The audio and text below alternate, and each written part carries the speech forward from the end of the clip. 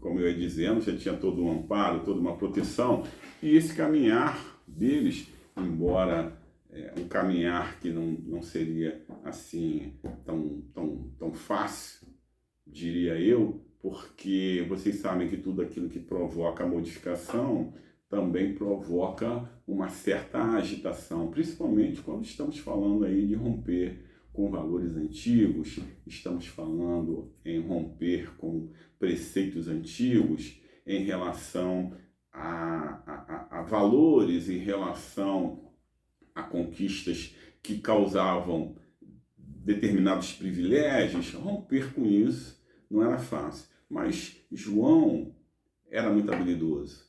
E ele, através daquilo que já era de aquisição dele, saberia como fazer. Mas, vejam bem, nunca sem causar um certo furor naqueles que detinham esses privilégios. Mas, quando falamos desse caminho de João, estamos falando efetivamente desse preparo em que tudo aquilo que seria realizado por Jesus fosse de uma forma mais leve, fosse de uma forma mais branda e fosse de uma forma mais suave.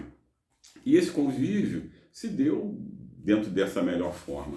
Vamos aqui pensar algumas situações desse título 2 da Boa Nova, que nós estamos tratando agora, e vamos falar um pouco daquilo que está aqui expresso nesse título.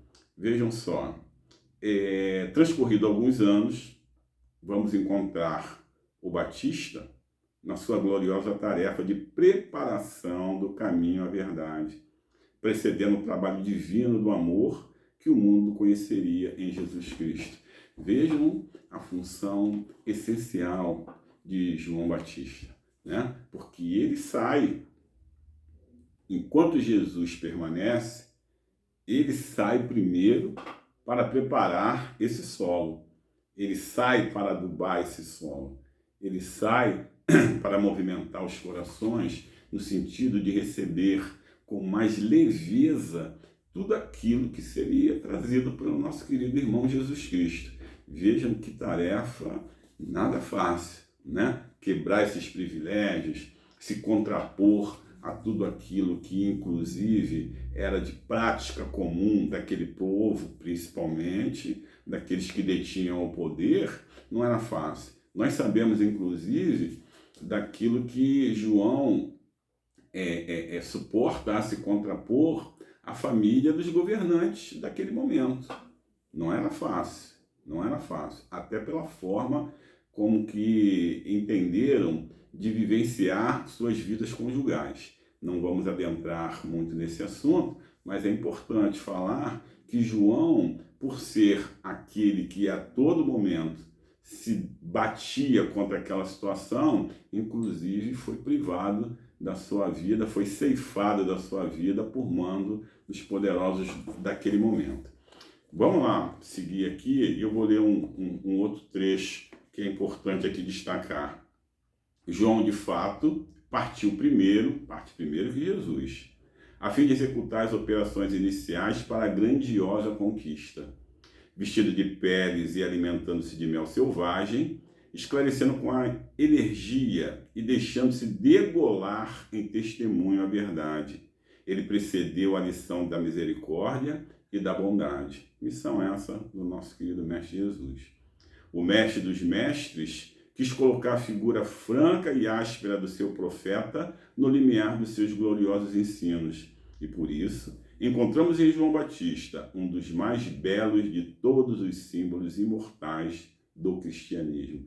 Vejam só, um dos mais belos de todos os símbolos imortais do cristianismo. A função do precursor, né?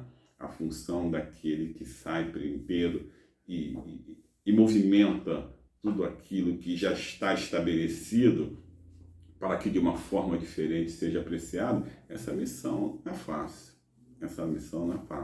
Principalmente quando se contraria aquilo que já é de privilégio de alguns, normalmente de alguns poucos, né? Mas que tem aí um comando sobre muitos.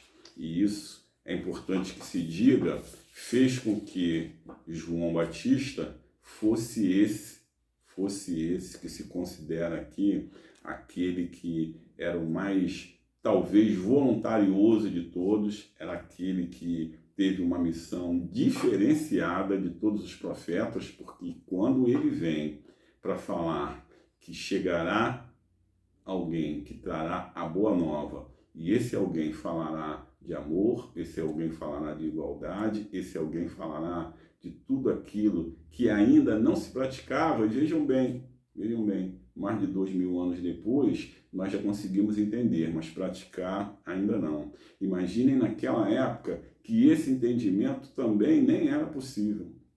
Não se queria. A bem da verdade, não havia o menor interesse para que tudo aquilo que foi estabelecido até aquele momento fosse visto de uma forma diferente. Falar de igualdade, falar de amor para todos, falar que todos nós merecemos respeito e que todos nós somos iguais, não é fácil, não é uma missão fácil. Mas vamos destacar aqui um outro texto, num parágrafo único, último, em que assim verificamos: João Batista foi a voz clamante do deserto, operário da primeira hora, é ele o símbolo rude da verdade que arranca as mais fortes raízes do mundo, para que o reino de Deus prevaleça nos corações. Exprimindo a austera disciplina que antecede a espontaneidade do amor, a luta para que se desfaçam as sombras do caminho, João é o primeiro sinal do cristão ativo, em guerra com as próprias imperfeições do seu mundo interior, a fim de estabelecer em si mesmo o santuário de sua realização com o Cristo. Foi por essa razão que dele disse Jesus: dos nascidos de mulher, João Batista é o maior de todos. Ele foi, sem dúvida, um guerreiro, né? Ele é aquele que se apresenta de forma transparente, mas de uma forma firme e propositada, para que seja anunciada aquela verdade, a verdade que realmente é uma que atinge a todos nós e se faz presente e incontestável.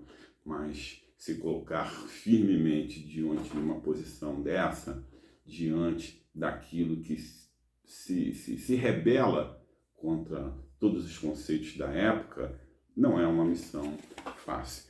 Mas é importante que nós destaquemos João, para chegarmos à figura de Jesus, aquele querido irmão que faz com que tudo seja compreendido através da lei do amor. E a boa nova é isso. Falar da lei de amor é falar daquela boa nova trazida por Jesus.